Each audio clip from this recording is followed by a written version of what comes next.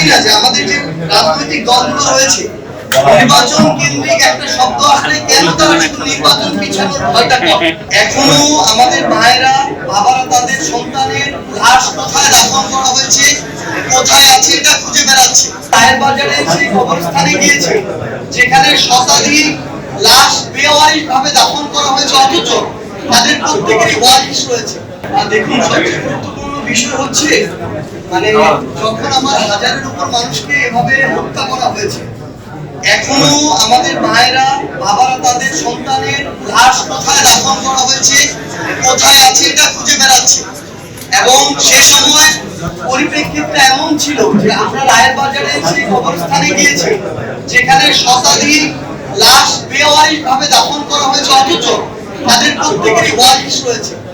আমাদের সামনে দুইজন মা, শহীদের মা, অঝরে কান্না করছে।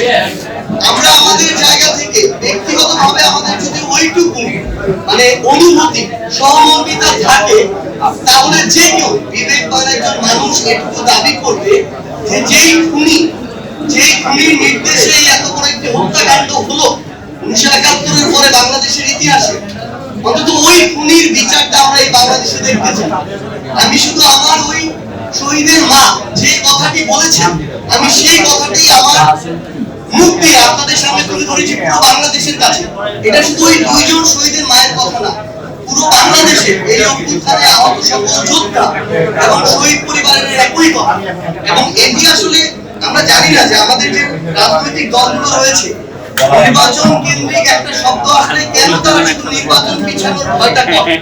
কেন শুধুমাত্র আমাদের মাথায় একটা নির্বাচন হবে, আমরা দ্রুততম সময়ের মধ্যে ক্ষমতায় যাবো, এই চিন্তাটা কেন কাজ করে? বরং আমি মনে করি যে আমাদের প্রত্যেক রাজনৈতিক দল যারা রয়েছে তাদেরও অন্তর্বর্তীকালীন সরকার এবং সংশ্লিষ্ট যে মন্ত্রণালয়, আইন ও বিচার বিভাগ সম্পর্কিত মন্ত্রণালয়, স্বরাষ্ট্র মন্ত্রণালয়কে এই বিষয়ে প্রত্যক্ষভাবে একটা চাপ দেওয়া উচিত যে আমরা তো আমাদের এই শহীদ পরিবার, আহত যোদ্ধা এবং আন্দোলনকারীদের কাছে যেতে হবে, নির্বাচনের পূর্বে তো যেতে হবে।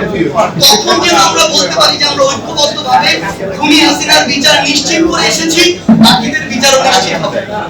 এই সামগ্রিক বিষয়টি, এই চাপটি চাপটি তুলে ধরতে এবং এটার যে প্রয়োজনীয়তা তুলে ধরতে সে কথাটি বলা, এটার সাথে সরাসরি নির্বাচনকে পিছিয়ে যাওয়ার যে সম্পর্ক দেখানো হচ্ছে, এটি কখনো সেভাবে সম্পর্কিত নয়।